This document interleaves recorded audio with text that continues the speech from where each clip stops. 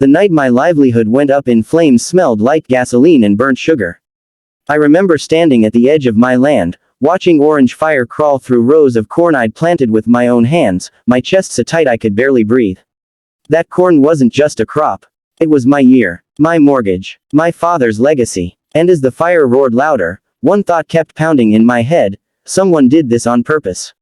I live on the border of an HOA community, one of those picture-perfect neighborhoods with identical mailboxes, manicured lawns, and a board president who thought her clipboard gave her godlike authority. My land had been there long before the HOA. My grandfather farmed it. My dad farmed it. I came back after he passed, left a decent job in the city, and decided to make the land profitable again. Corn was the first step. A big one. That's when Karen noticed me. Her real name was Linda, but everyone knew her as Karen within 6 months of her joining the HOA board. Blonde bob haircut, sunglasses even at night, voice that could cut glass. She hated my field from day one. Said it was an eyesore. Said it attracted pests. Said it lowered property values. I tried to be polite. I explained zoning laws. I showed her county documents proving my land was agricultural and not under HOA control. She smiled that thin smile and said, "We'll see." The complaints started piling up. Emails from the HOA accusing me of noise violations when I ran machinery at noon. Letters claiming my corn was encroaching visually onto the neighborhood. One time, she even called animal control claiming my field was breeding wild hogs. They came out, laughed, and apologized to me. Karen didn't laugh. At an HOA meeting she invited me to, she stood up in front of 50 homeowners and pointed at me like I was on trial. She said I was selfish. That I didn't care about the community. That my corn was a fire hazard in the summer heat. People murmured. Some nodded. Others looked uncomfortable. I said one sentence. "This land feeds my family, and it's legal." That was the moment she decided to stop using words.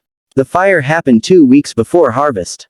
Peak yield. The kind of timing that's never an accident. I got the call at 2:14 a.m. from a neighbor screaming that my field was on fire. By the time I arrived, the flames were already devouring acres.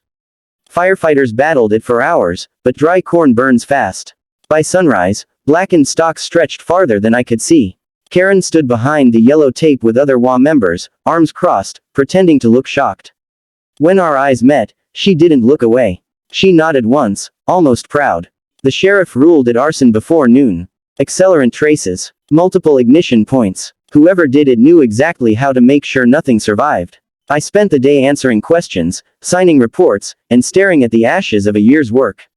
That night, alone in my house, I finally broke down. I thought about selling the land. Walking away. Letting the HOA win. Then my phone rang. It was my insurance agent. He'd heard about the fire on the news. Asked if I was safe. Then he said a sentence that felt unreal: "You're fully covered. Crop insurance plus loss of income coverage. Estimated payout, around $2 million. I sat down on the kitchen floor. Karen didn't know about the insurance. She assumed she'd ruined me. And for a brief moment, she had emotionally. But financially, she'd just made the biggest mistake of her life. The insurance company moved fast. Investigators. Forensics. Drones mapping burn patterns. They asked me if I suspected anyone. I didn't name Karen outright. I just handed them the stack of HOA complaints, emails, and meeting notes I'd been saving. Let them connect the dots themselves. Meanwhile, Karen escalated. She went on a neighborhood Facebook rant about unsafe farmers, and how the fire proved she was right. She claimed the HOA had warned me. She even suggested publicly that I might have burned my own field for insurance money. That post was screenshotted hundreds of times before she deleted it. That was all the insurance lawyers needed. They filed a civil claim for damages against the arsonist once identified. The sheriff's investigation found security camera footage from a house at the edge of the HOA. A familiar SUV pulling up near my fence line at 1:47 a.m. A woman stepping out with a red gas can. The license plate was crystal clear. Karen's. She was arrested on a Tuesday morning. HOA meeting night. Patrol cars lined her driveway as neighbors watched from behind curtains. She screamed that it was a misunderstanding. That she was just inspecting. That the gas can wasn't hers. The fire marshal testified otherwise. But here's the part she never saw coming. Because the crop was insured, the insurance company paid me quickly. Very quickly. Then they turned around and sued Karen personally to recover the money. $2 million. Plus investigation costs. Plus legal fees. Her homeowner's insurance refused coverage for intentional criminal acts. At the same time, I filed my own lawsuit. Defamation, harassment, emotional distress, trespassing. My lawyer smiled when he saw the evidence stack. Emails, HOA minutes, Facebook posts, video footage. The HOA tried to distance themselves from her overnight. Emergency meeting. They claimed she acted independently. But Karen had been acting as HOA president at the time, using HOA authority to harass me. Their insurance carrier started asking uncomfortable questions. Property values dropped anyway, not because of my corn, but because news vans parked at the entrance of their precious community for weeks. HOA president arrested for arson is not a headline you recover from easily. 6 months later, I replanted.